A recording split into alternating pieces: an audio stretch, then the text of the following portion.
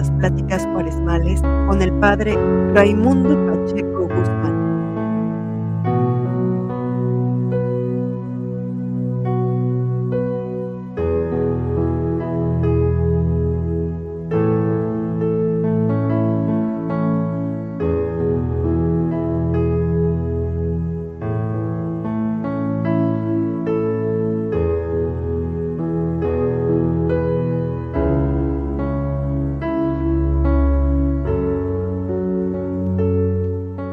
Muy buenas tardes a todos, a todas. Vuelvo a saludarlos y a saludarlas desde aquí, desde la parroquia de Nuestra Señora del Refugio en La Cruz, Chihuahua. Saludamos a todas las comunidades de nuestro decanato. Estamos ya arribando a la cuarta meditación de Cuaresma. Y si hacemos así como una sumativa, pues vamos concluyendo, hemos concluido que fuimos creados por amor y para amar, ¿verdad? No digo más. Sin embargo, tenemos en claro una realidad en nuestra sociedad y en uno mismo: la presencia del sufrimiento, ¿verdad? Un sufrimiento que es inevitable, propio de nuestra naturaleza limitada. Somos una naturaleza que se enferma, que envejece, ¿verdad? Y que, pues bueno, el dolor físico propio de nuestra naturaleza. Pero hay un sufrimiento que es evitable, ¿verdad? Este sufrimiento que yo causo a otros o que otros me causan a mí, ¿verdad?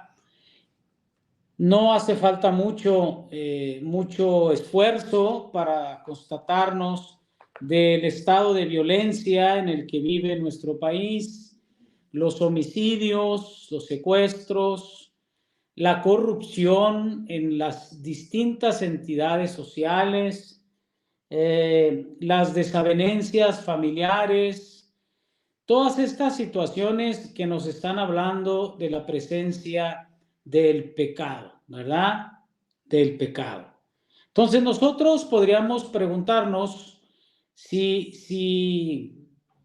Dios nos ha creado por amor y para el amor, ¿por qué existe el sufrimiento, verdad? ¿Y por qué existe el pecado, verdad? Miren, hemos hablado de la libertad, ¿verdad? De que Dios nos hizo libres, ¿verdad? Con todo lo que la libertad implica. Nos dio la inteligencia para descubrir la verdad, ¿verdad? Nos dio la voluntad para acceder a la verdad, ¿verdad? Por ahí Santo Tomás de Aquino dice: la inteligencia busca la verdad y la voluntad del bien, ¿verdad? Es decir, buscamos el bien cuando lo descubrimos con la inteligencia. Sin embargo, tendríamos que aceptar también que el hombre a veces o no conoce el bien o no quiere elegir el bien y elige procesos deshumanizantes para sí mismo o para los demás. De manera que el problema del mal en el mundo, ¿verdad?, tendremos que remitirlo al problema de la libertad de cada uno de nosotros. Voy a ponerles un ejemplo muy sencillo. Cuando usted y yo compramos un automóvil, el automóvil viene con unas instrucciones de uso, ¿verdad? La agencia nos dice: hay que llevarlo a revisión, hay que llevarlo a limpieza de aceite, no sé, todo lo que es el mantenimiento a un automóvil, hay que no correrlo a tanta velocidad, todos los cuidados que un carro debe tener. Pero ¿qué pasa si el dueño, verdad, no sigue ninguna de esas instrucciones? Si el carro se le descompone o se pierde el motor, pues no va a ir a la agencia a reclamarle a la concesionaria de que ellos son culpables de que su carro haya fallado, ¿verdad? Sí, claro, si él no hizo las medidas necesarias, ¿verdad? Exactamente lo mismo nos pasa a nosotros. Hemos dicho que Dios puso todo a nuestro derredor para que nosotros ejerciéramos la libertad, ¿verdad? La libertad para elegir aquello que tanto cuanto ayude a nuestra felicidad, ¿verdad? A nuestros procesos de humanización y rechazar aquello que tanto y cuanto nos afecte, ¿verdad? Para nuestra humanización, nuestra felicidad y nuestra plenitud. Pues ese es el misterio del pecado, ¿verdad? Yo ayer les decía la anterior charla ya les hablaba un poquito del pecado. Miren, tenemos que entender el pecado, ¿verdad? ¿Qué es el pecado? Miren, nosotros cuando hablamos de pecado, pecador, le damos una connotación negativa, ¿verdad? Decimos que el pecador es malo, que el pecado es malo, ¿verdad? Pero hay una cierta inerrancia en esto. Hay un cierto error, ¿verdad? En griego se dice hamartía, ¿verdad? Hamartía, que literalmente este término significa error de tiro. Como cuando yo le apunto al tiro al blanco y resulta que la flecha sale por otro lado.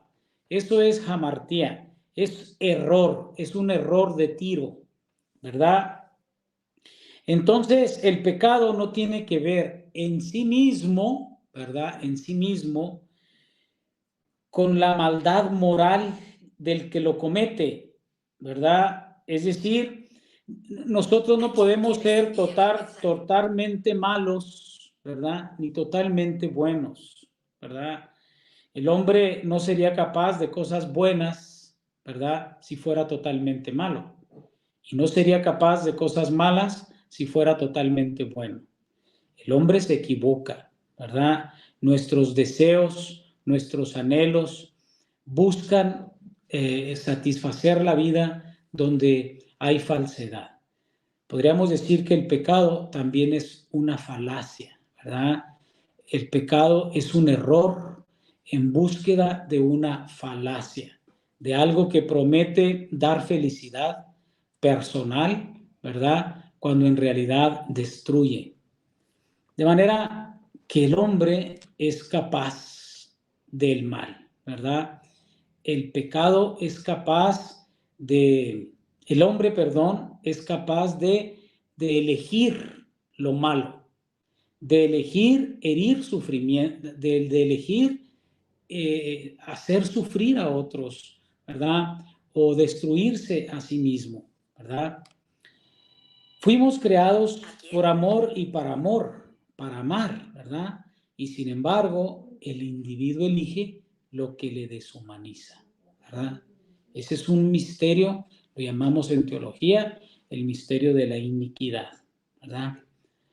De manera que el pecado es el desamor, es la separación de Dios, es la separación de los hermanos, es la abundancia de la soberbia, del egoísmo, ¿verdad? De las búsquedas de placeres desordenados, ¿verdad? Entonces, en esta meditación y a partir de esta meditación, queremos sentir tres cosas. Queremos meditar y sentir, ¿verdad? En nuestro interior, tres cosas respecto al pecado. Primero, que el pecador es un ser humano equivocado, ¿verdad? Que el pecador es un hijo de Dios profundamente amado por él, que está equivocado. Que el pecado, hijos, me está sacando de onda esta cosa, ¿sí? Déjenme la quito porque va a seguir. Ahí está. Sentir entonces que la esencia del pecado es prescindir de Dios, ¿verdad? Es dejar el plan de Dios a un lado, creado por amor y para amar. El pecado es también, no es un acto en sí mismo, es un proceso de deshumanización, ¿verdad? El pecado es un proceso en mí que me va deshumanizando, que me va separando de Dios y separando de los demás y desintegrando mi vida. Esto es muy importante. El pecado desintegra la unidad del ser personal, ¿verdad? Y que el pecado pues produce sufrimiento en mí, ¿verdad? Produce sufrimiento en los demás.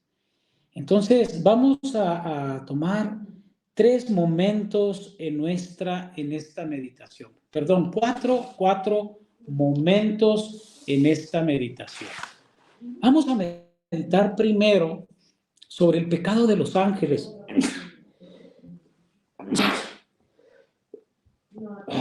Perdón. El pecado de los ángeles. ¿Sí? Todos sabemos que los ángeles eran criaturas que fueron creadas por Dios para servirlo, amarlo y reverenciarlo, ¿verdad? Sin embargo, algunos de ellos cayeron en el pecado de la soberbia, es decir, de no querer aceptar la voluntad de Dios. ¿En dónde encontramos, en qué textos bíblicos encontramos el pecado de los ángeles? En 2 de Pedro, capítulo 2, versículo 4, ¿verdad? 2 de Pedro, capítulo 2, versículo 4. El segundo texto en donde encontramos el pecado de los ángeles es en el Evangelio de San Juan, capítulo 8, versículo 44, ¿verdad?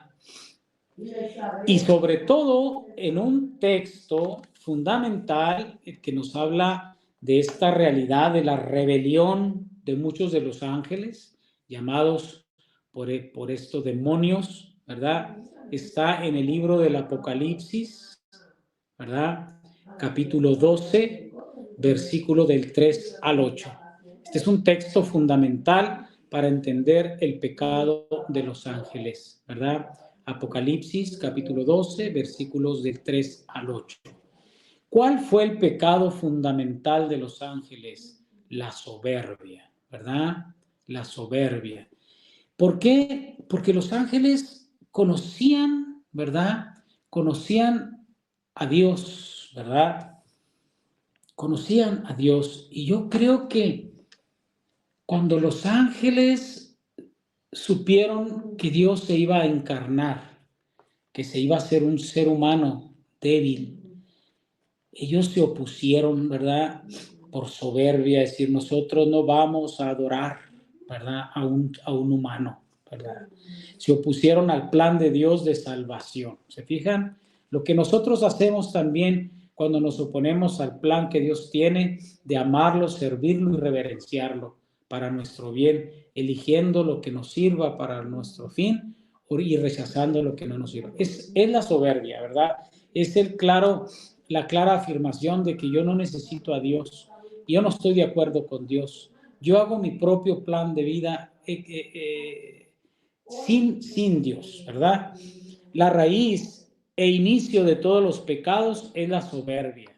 Los ángeles no tenían debilidades ni ignorancia, ni siquiera malos deseos como nosotros, pero se rebelaron contra Dios, parece que porque no aceptaron su proyecto de que el Hijo en un momento histórico se hiciera humano. Exactamente, es lo que les decía. Los ángeles parece ser, ¿verdad?, que no aceptaron la voluntad de Dios de hacerse un ser humano en Jesucristo, ¿verdad? Bueno, ese es el pecado de los ángeles, es un pecado, el pecado de soberbia, que también puede ser mío personal. Luego viene el pecado de Adán y Eva, ¿verdad? El pecado de Adán y Eva. Si bien, hijos, estos personajes en el Génesis son personajes simbólicos, personajes que remiten a nosotros mismos, ¿verdad? En el Génesis 3, ¿verdad?, encontramos la narración del pecado de Adán y Eva. ¿En qué consistió? Pues igual en separarse del plan de Dios, ¿verdad? En no concordar con Dios. Serán como dioses, ¿verdad? Conocerán la verdad, ¿verdad? O sea, en no aceptar el proyecto de Dios para ellos, ¿verdad? el ejercer mal su libertad. Dios les dio libertad, ¿verdad? Ejercieron mal su libertad. ¿Qué pasa con Adán y Eva? Pues que creen que deben buscar su felicidad por un camino distinto del que el Dios les ha propuesto. Queremos ser dioses capaces de inventar el camino de la felicidad. Yo creo mis propios proyectos de felicidad, pero este camino lo queremos construir a base de soberbia, de poder, del tener, del ser más que otros, poder más que otros, ¿sí? Entonces, ahí estamos, ¿verdad? Vamos enseguida a ver el pecado que está más cerca de mí, ¿verdad? El pecado de gente que está cerca, o sea, de alguien conocido. Pensemos un poquito en aquellas personas que nos causan daño o causan daño a otros. ¿Cómo nos han causado daño, verdad? Puede detenerse en algún caso, nos podemos detener en algún caso concreto, ¿verdad? En algún caso concreto, y vemos cómo nosotros somos sujetos a que se nos lastime, ¿no? Que se nos hiera, que se nos haga mal, ¿verdad? Y seguramente en la vida de muchos de nosotros ha existido gente que no ha amado en nuestra vida, que nos han hecho daño. Pues es el pecado de los demás, lo que les decía ahorita. Pero también tendría que pensar que yo a lo mejor he lastimado también a otras personas, que también yo he herido a otras personas, que yo he elegido mal, que yo he elegido desde mi egoísmo, desde mi soberbia, ¿verdad? Entonces ahí está el pecado de los demás y el pecado propio. Entonces, ¿qué vamos haciendo, hijos? Vamos descubriendo que el pecado es una posibilidad y una realidad en la vida de todos nosotros, ¿verdad? Hasta ahí la reflexión sobre el pecado. Estamos en Cuaresma y la Cuaresma nos invita a pensar la vida, ¿verdad? A mirar nuestro interior, a mirar nuestras decisiones, a mirar los resultados de nuestras decisiones, ¿verdad? Entonces, este tema va orientado a eso, ¿verdad? Tampoco se trata de hacer una revisión llena de sentimiento de culpabilidad. No, no, no, Dios no quiere eso, ¿verdad? Es mirar nuestro pecado bajo la mirada de Dios, de un Dios que nos ama profundamente, de un Dios que nos perdona, de un Dios que nos restituye. Por ahí creo que es el Salmo 85, donde dice: tú me restituyes, tú sanas mi corazón. No recuerdo si es el Salmo 85, ¿verdad? Él cura nuestras heridas, ¿verdad? No tenemos que pensar el pecado como una realidad que nos destruye totalmente, ¿no? El hombre es capaz de ser mejor, el hombre es capaz de bondad, y Dios que nos mira con amor, nos perdona con misericordia, como un padre ve a su hijo equivocado, ¿verdad? Muchos de ustedes son padres y madres de familia y pueden entender lo que se siente ante un hijo que está equivocándose, ¿verdad? Entonces, vamos a pensar en nuestro pecado así, como en una realidad que nos deshumaniza, ¿verdad? ¿Quién voy siendo? Les pondría ayer ahí en mi Facebook. ¿Quién voy siendo? Como que esa sería una pregunta clave, ¿verdad? En el proceso de la Cuaresma. ¿Quién voy siendo yo? ¿En qué me voy constituyendo para mí y para los demás? ¿Voy construyendo plenitud? ¿Voy construyendo paz? ¿Voy construyendo armonía? ¿Soy fuente de bien, de bienestar para los que me rodean? ¿Verdad? ¿Voy humanizando mi vida y la vida de los que están a mi lado? ¿O estoy en un franco proceso de deshumanización? ¿Verdad? Como que serían preguntas que tendríamos que hacernos esta cuaresma, ¿verdad? Miren, ¿cuál es el diálogo después de haber leído los textos bíblicos que les he dado, ¿verdad? A mí me gustaría que busquen un crucifijo, un Cristo crucificado, ¿verdad? Puede estar ahí en su casa, o si no, bajarlo del internet, del internet, una imagen de Cristo crucificado, mirarlo, ¿verdad? Mirar Cristo en la cruz y esa cruz como resultado del pecado, ¿verdad? Del pecado que llevó a Cristo a la cruz, pecado de soberbia también, el pecado de la mentira, el pecado de la envidia, ¿verdad?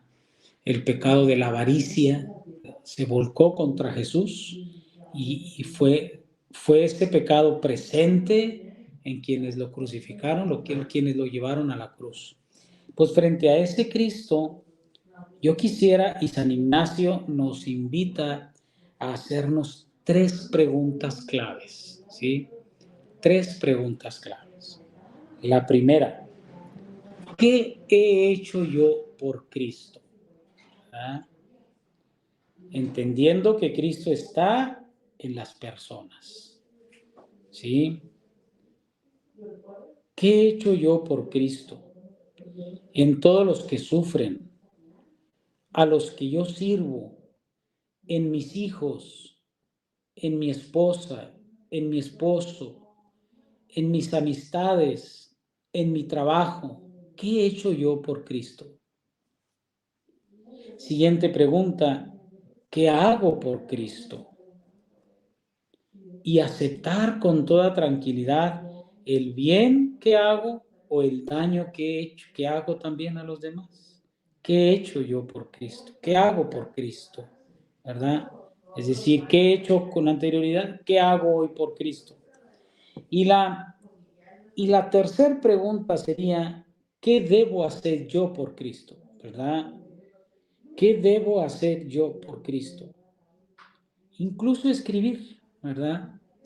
Inscribir, y ahí ya vamos a encontrar un examen de conciencia, ¿verdad? Y un proyecto de vida, ¿verdad? Un pequeño examen de conciencia y un proyecto de vida. Vamos pues a estar esta semana, ¿verdad? Estar esta semana pues muy en contacto con nosotros mismos, ¿verdad? Con el pecado presente, observar la realidad, darse una vuelta por las noticias, ¿verdad? Ver el pecado social, ¿verdad? El pecado que vivimos así en la sociedad, ¿verdad? Y luego el pecado que vivimos personalmente, como ese pecado de sociedad es también pecado personal, ¿verdad? Pues esa es la meditación número 4, ¿verdad? Los invito para que nos acompañen, ¿verdad? En la 5ª charla cuaresmal, que será el próximo viernes, ¿verdad? El próximo viernes a las 7 de la tarde. Pues que Dios los bendiga, que tengan muy buen día, una semana muy bendecida, e imparto mi bendición. En el nombre del Padre, del Hijo y del Espíritu Santo. Amén. Muchas bendiciones a todos.